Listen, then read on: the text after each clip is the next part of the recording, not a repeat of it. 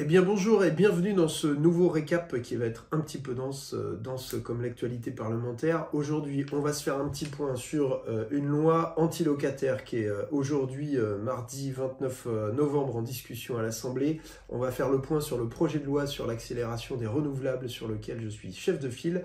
On va revenir sur la niche du groupe LFI qui avait lieu jeudi dernier.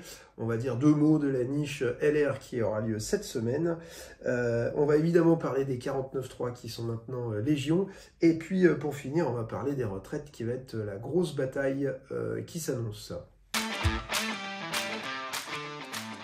Alors, première chose, on a effectivement aujourd'hui une loi anti-locataire en discussion à l'Assemblée.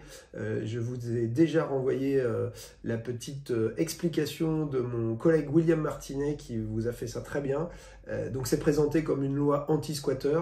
Bon, sachant que l'année dernière, il y a eu 170 cas de gens de propriétaires qui avaient, non pas chez eux, dans le sens où de leur domicile, l'endroit où ils habitaient, mais par contre d'un logement qui leur appartenait, des gens qui étaient restés dedans et qui ont réussi, avec la loi telle qu'elle existe, à chasser ces gens. Donc en fait, s'il y a besoin de chasser les squatteurs, en fait, le dispositif légal existe déjà. Donc là, c'est vraiment une loi anti-locataire qui va mettre dehors des gens qui peuvent avoir par exemple des difficultés passagères pour payer leur loyer. Donc mobilisation dans l'hémicycle aujourd'hui, mardi 29 novembre. Deuxième sujet. Le deuxième sujet, c'est le projet de loi sur les énergies renouvelables.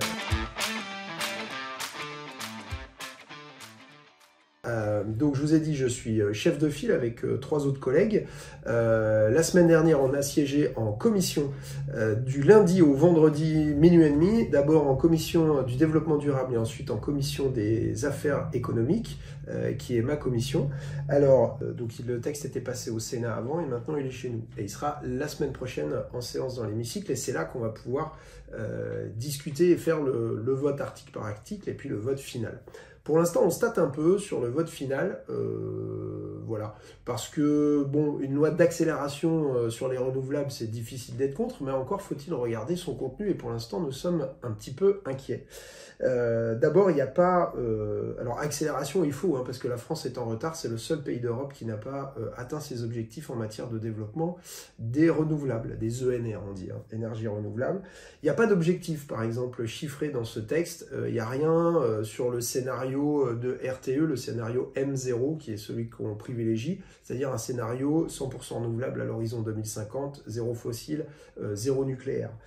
Il n'y a pas d'objectifs et il n'y a pas de moyens non plus qui sont mis sur la table pour essayer de les atteindre. Il y a par contre des craintes sur la biodiversité, puisque par exemple il y a des dérogations à la loi littorale, à la loi montagne, il y a la volonté de développer largement l'agrivoltaïsme, c'est-à-dire des panneaux solaires qui seraient posés sur les champs.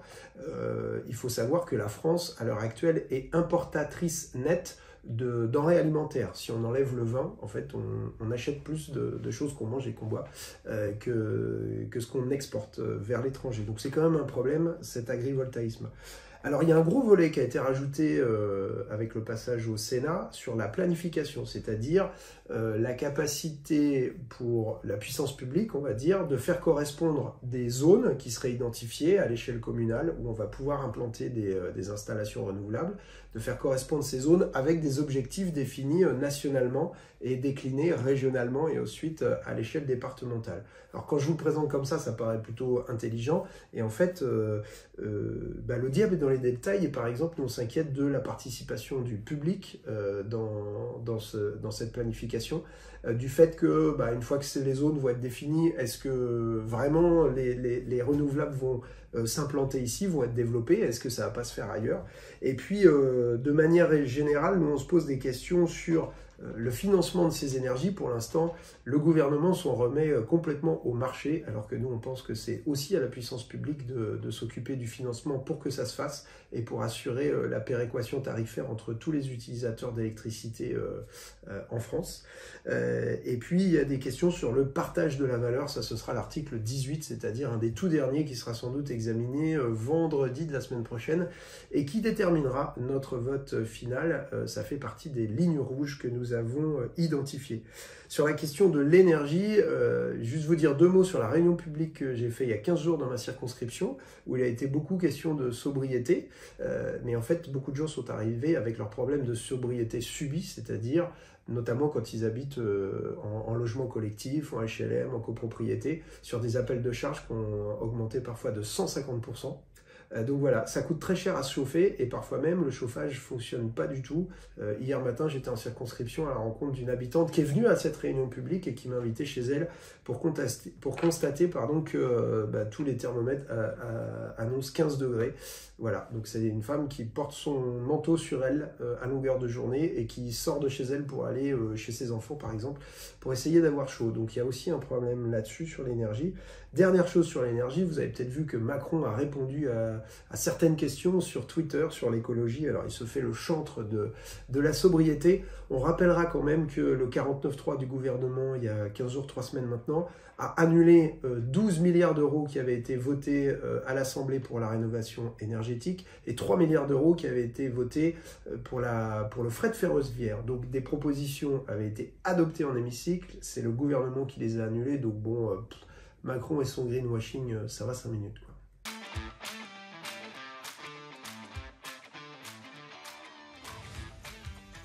Alors, je reviens maintenant sur la niche qui était la nôtre, celle du groupe LFI, jeudi dernier. Alors, qu'est-ce que c'est qu'une niche? C'est le seul jour de l'année où un groupe politique, en l'occurrence le mien, la France Insoumise, peut imposer les textes qui seront discutés pendant une journée. Une journée, c'est vraiment de 9h à minuit, pas une minute de plus. Donc on dépose des textes qui sont forcément très très courts pour essayer d'en discuter un maximum. Et sur ces textes, chaque groupe politique peut, comme sur les textes du gouvernement, déposer autant d'amendements qu'il veut. Et c'est ce qui s'est passé avec de l'obstruction parlementaire de la part de certains groupes et sur certains textes, ce qui nous a obligés à bousculer un peu notre niche. Alors quand même, l'événement de cette niche, c'est la victoire qu'on a obtenu avec un texte qui a été voté sur la constitutionnalisation de l'IVG. Et pour avoir été présent en hémicycle à ce moment-là, parce que je faisais les allers-retours avec la commission, on discutait des renouvelables, voilà, il y a une petite émotion quand même quand on arrive à gagner un texte voté par l'Assemblée nationale, et puis en plus sur cette belle question de la constitutionnalisation de l'IVG. Donc ça, c'était la grande victoire. Après, vous avez peut-être suivi qu'on a dû retirer le texte sur le SMIC à 1 600 €. Alors depuis, la droite nous dit qu'on a privilégié le sociétal au social. Alors bon, nous, ça nous fait rire parce que, par exemple, en juillet, c'est une proposition qu'on a faite à plusieurs reprises et tous les groupes de droite, de la Macronie jusqu'au RN, a voté contre systématiquement. On a retiré aussi la proposition d'enquête sur les Uber Files. Vous savez, c'est Macron qui, à l'époque de sa première candidature en 2017, avait négocié avec Uber pour développer l'ubérisation de la société. Et là, il y avait tellement d'amendements, il y avait une telle obstruction que c'était pas possible de maintenir ce texte. Du coup, on a réussi à discuter du texte sur la corrida, juste un petit peu, et d'ailleurs, je voudrais saluer Aymeric Caron qui a porté cette question avec une grande conviction et qui a assumé de dire en hémicycle la décision collective qui avait été la nôtre, c'est-à-dire de juste commencer la discussion et retirer le texte, tout simplement parce qu'il n'aurait jamais pu être discuté jusqu'au bout et voté avant minuit. Donc il a assumé cette position qui était la nôtre, et en même temps on considère que la bataille médiatique et dans l'opinion a été gagnée. Je pense que l'abolition de la corrida aujourd'hui n'est qu'une question de temps. Donc on va l'analyser quand même comme une victoire, et puis ça nous a permis de discuter d'un dernier texte qui est la réhabilitation des personnels soignants qui n'avaient pas été vaccinés. Alors quoi qu'on pense du texte, on peut quand même se dire qu'il s'est passé une première qui est insupportable. C'est une obstruction, cette fois-ci pas d'un groupe parlementaire, mais du gouvernement. C'est-à-dire que François Braun, le ministre de la Santé, ne s'est pas senti suffisamment aguerri pour répondre à nos arguments et a convoqué Olivier Véran séance tenante, et ils ont fait des prises de parole à rallonge qui ont fait que pas un seul article a pu être voté avant minuit. Donc c'est vraiment une obstruction gouvernementale insupportable. C'est une première qui ne doit pas se reproduire. Voilà. Sujet suivant. Alors une autre niche, cette fois, donc chaque groupe, je vous ai dit, a sa niche, et cette semaine, c'est le groupe LR, ce sera pour jeudi. Bon, que faut-il en dire? On verra hein, quand ce sera fait, mais il y a notamment 2 textes sur l'immigration qui est vraiment leur obsession et les reconduites à la frontière qui ne sont jamais suffisantes à leurs yeux. Donc voilà, regardez ce qui va se passer, ça devrait être assez intéressant à nouveau pour comprendre le clivage entre la gauche et la droite. Les autres événements de la semaine passée et de la semaine qui vient, et sans doute des semaines à venir, c'est le recours perpétuel au 49.3 par Elisabeth Borne.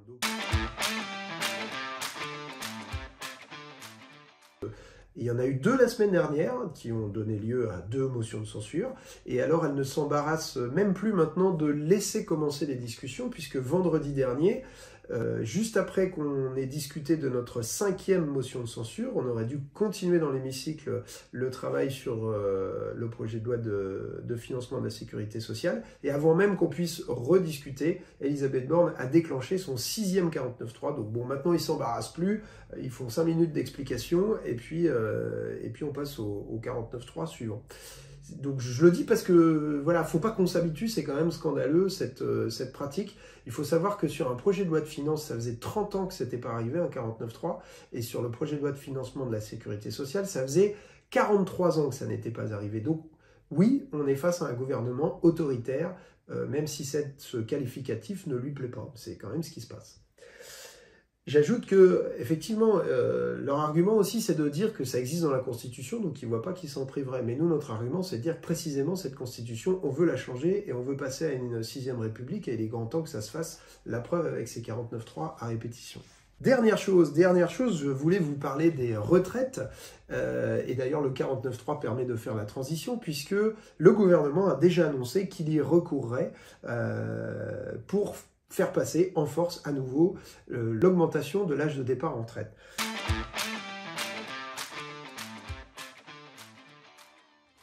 Ce sera pour le mois de janvier, a priori, fin janvier. Et alors là, ils veulent carrément aller jusqu'à 65 ans. En fait, un des poids lourds de la majorité a dit, quitte à mettre tout le monde dans la rue, autant pousser le curseur au maximum, donc 65 ans. Macron avait fait miroiter qu'on pourrait négocier 64 ans si on allongeait la durée de cotisation. Donc là, non, en fait, il tape du poing sur la table et en fait, il cherche à nous assommer. C'est vraiment une loi métro, boulot, caveau, quoi. Sauf que le métro, bon, voilà, il passe quand il peut, et puis vous êtes serrés comme des sardines dedans. Le boulot, bon, on court un peu après, hein, il y a quand même encore 6 millions de chômeurs dans ce. Bon, c'est à peu près la seule certitude qu'on aura.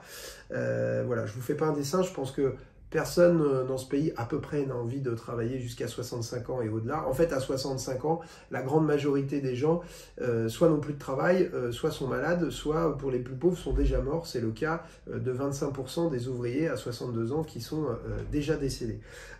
Donc la retraite, ça va être la grande bataille des semaines et des mois qui viennent. Nous, on va faire le maximum en hémicycle. Mais évidemment, il va falloir du rapport de force, et le rapport de force, il va se faire dans les entreprises et dans la rue.